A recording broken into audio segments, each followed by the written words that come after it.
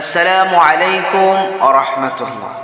প্রিয় দর্শক, মুসলমানদের বিশ্বাস হলো জান্নাত জাহান্নাম রয়েছে। সকল মুসলমান জান্নাতে যেতে চায়, জাহান্নাম থেকে বাঁচতে চায়। আমরা কেউ জাহান্নামে যেতে চাই না।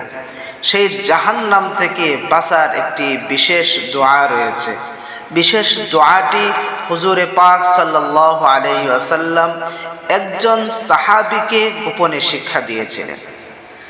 দোয়াটি অত্যন্ত ছোট, সহজ। আমরা যদি ইচ্ছা করি সকলেই আমরা মুখস্থ করতে পারবো, আমল করতে পারবো। হয়তোবা অনেকেই এই দোয়াটি আমরা পড়ে থাকি, কিন্তু এর ফায়দা কি রয়েছে, কখন পড়তে হবে, কিভাবে পড়তে হবে, এর ফজিলত হয়তোবা আমরা অনেকেই জানি না। প্রিয় দর্শক, জাহান্নাম থেকে বাঁচার সুন্দর এই দোয়াটি আমরা এখন শুনব।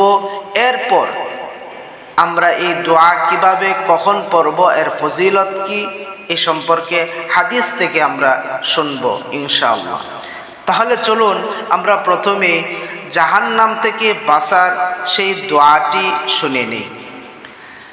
আল্লাহুম্মা আজিরনি মিনান নার। আবারও বলছি, আল্লাহুম্মা আজিরনি মিনান নার। দোয়াটির অর্থ হলো, হে আল্লাহ, আমাকে জাহান্নাম থেকে মুক্তি দান করো। প্রিয় দর্শক, এই জাহান্নাম থেকে বাঁচার দোয়াটির ফজিলত কি রয়েছে, কখন পড়ব, এই সম্পর্কে এখন আলোচনা করব। হাদিসটি সুনানে আবু দাউদের 5079 নম্বর হাদিস।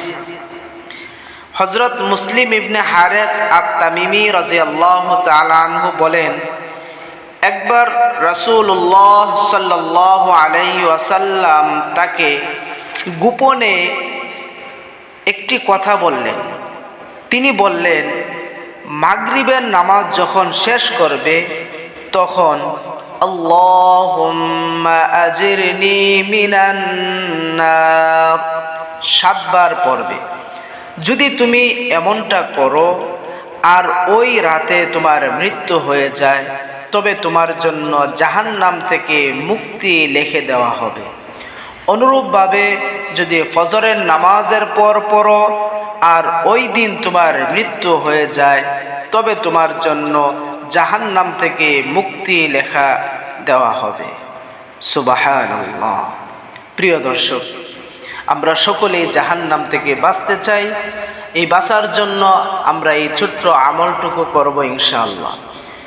দিন প্রচারের উদ্দেশ্যে আপনিও এই ভিডিওটি লাইক, কমেন্ট, শেয়ার করতে ভুলবেন না। আল্লাহ রাব্বুল আলামিন আমাদের সকলকে আমল করার তৌফিক দান করুন। আমিন।